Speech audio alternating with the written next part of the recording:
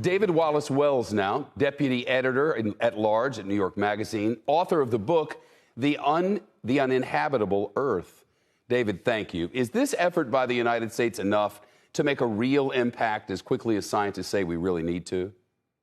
It's probably more like a good start than it is sufficient on its own. Scientists say to safely avoid what used to be called a catastrophic level of warming, 2 degrees, and get us close to 1.5 degrees, which is the target of the Paris Accords, means the whole world has to cut their emissions in half by 2030.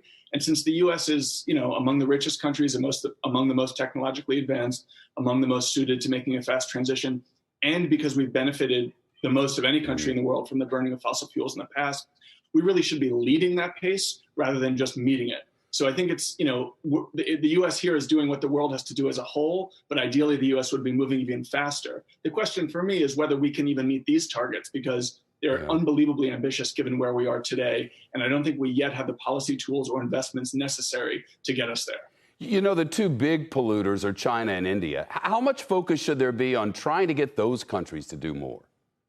Well, the U.S. is the second biggest emitter. India is about half as much as the U.S., but I meant the two besides us. Yeah.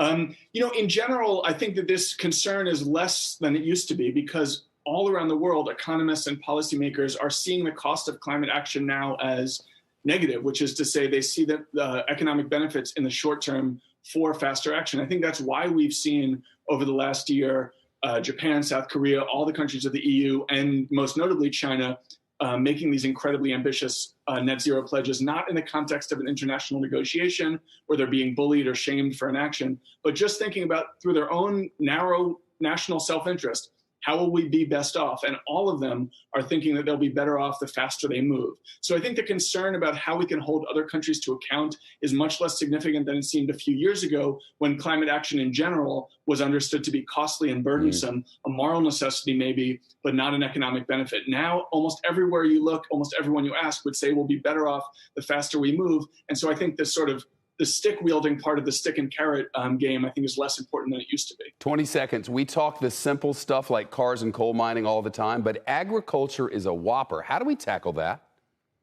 Well, there are some tools, some techniques, especially older techniques of agriculture, that can allow us to sequester carbon in the soil. We could also turn to vertical farming. But ultimately, the lowest hanging fruit here really is power and transportation. So if we want to move fast, those are the places where we can make the most difference now. David Wallace Wells, thank you. Shepard Smith here. Thanks for watching CNBC on YouTube.